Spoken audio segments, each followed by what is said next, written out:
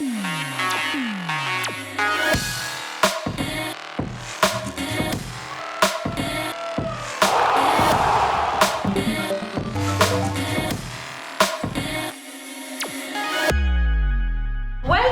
to yet another informative and captivating news wrap.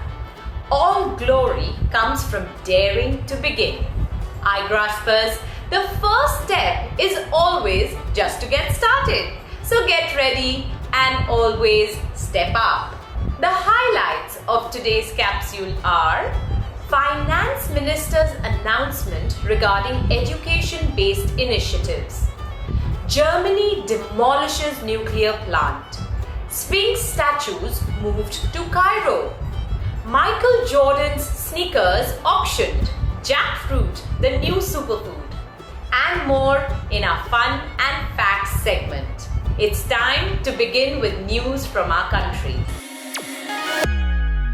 Finance Minister Nirmala Sitharaman last week announced some education-based initiatives like PM E-Vidya program, as well as the new direct-to-home or DTA channels for students who do not have internet access. The E-Vidya program would connect the available technology and introduce a multi-mode access to various courses. Under the E-Vidya program, the top 100 universities will be permitted to automatically start online courses by May 30th.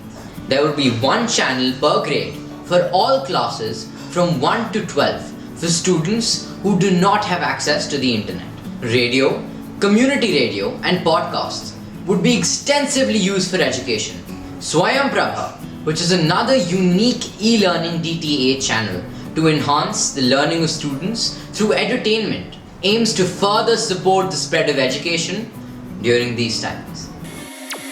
Did you know that the Indian Army is proposing a voluntary 3-year term called Tour of Duty, or simply TOD, for eligible young Indians who might be interested in joining the army? It wouldn't be like in Israel's mandatory service, but more like a temporary job for these young Indians. It is said to help combat the problem of unemployment, boost the sense of patriotism, and meet the nationalistic aspirations of these young Indians by allowing them to don the military uniform, even if it's just for short periods. Would any of you Igraasp-ers be interested to participate in this tour of duty? Moving on now to our international news segment. Pollution is a major issue which our world has to battle. Friends, if you remember from one of our recent episodes, we talked about Earth Day and its importance. In a commendable move to care for our planet, Germany demolished the Philipsburg plant in its southwest region last week. Dynamite was used to bring down the symbol of pollution and outdated energy at a time when the whole world is moving towards solar and wind power. This move is not isolated. It is part of Germany's long-term plan to phase out nuclear power altogether. Many countries are hoped to follow Germany in this wise and forward-looking move. Did you know that several ancient Sphinx statues from a 4,000-year-old Egyptian temple were recently placed in the center of Cairo? A Sphinx statue, as you know Igraasp-ers, has the body of a lion and the head of another creature.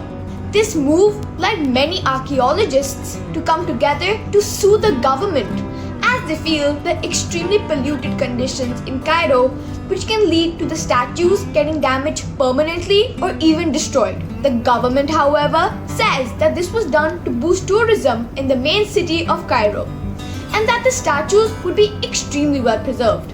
What do you think about this move, Igraasp-ers? Should they have moved the statues or not? While everyone is dealing with the effects of COVID-19 in one way or another, there is one entire continent on this planet that has not been exposed to even a single case of the virus. Any guesses? That's right. Antarctica is now considered the safest place on the planet because it has had 0 cases of coronavirus.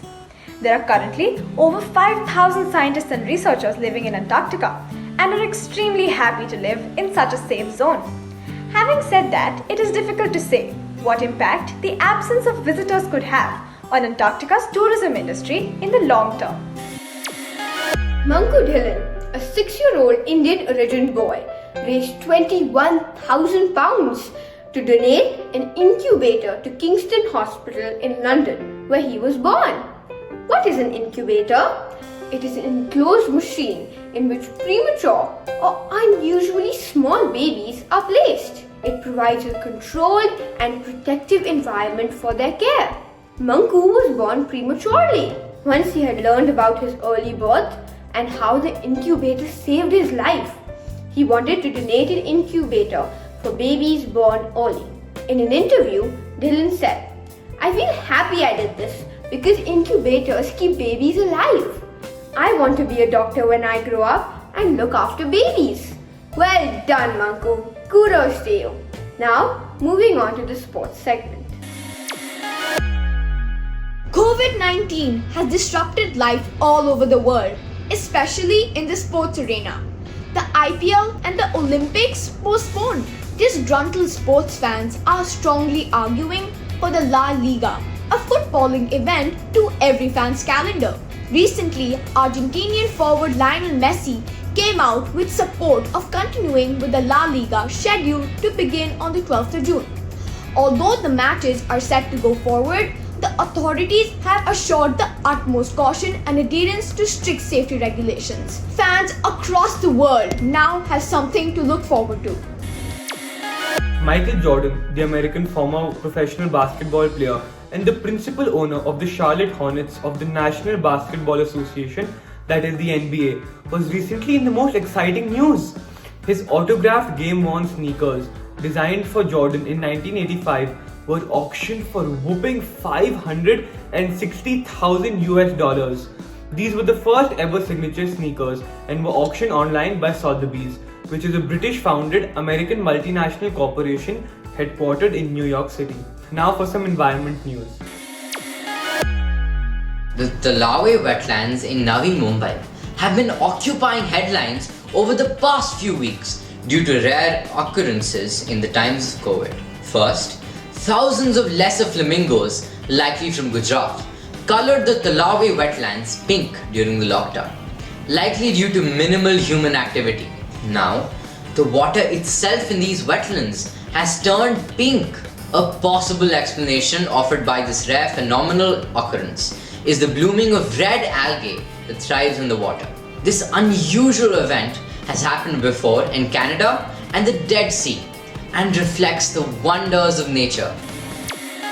Majority of us must have frowned over our mom's remarks that she's serving kathal or jackfruit sabzi. Surprisingly, this food has become global. Due to the pandemic, people fear eating non-veg, and this acts as a perfect substitute with a meat-like texture. They have jackfruit tacos, cutlets, and the demand has skyrocketed. The world wants to know more about this superfood produced in India that tastes like meat and also controls blood sugar levels. This shall help our farmers a lot financially. So the next time you eat cattle, do realize its global recognition as a superfood. The Scream, a masterpiece by the famous Norwegian artist Edvard Munch, has been in the news recently.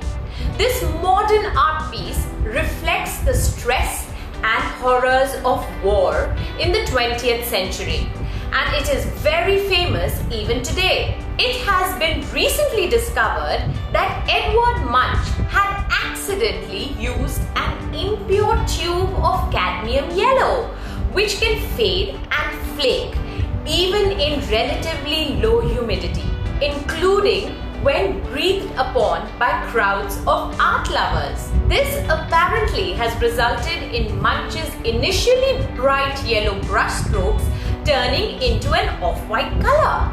Interesting, isn't it, Igraspers, to know that even the famous paintings need to practice physical and social distancing to reduce the damaging effects of breath humidity of the visiting art lovers. Can you guess who? This Indian author of British descent is the recipient of both the Padma Shri and the Padma Bhushan awards.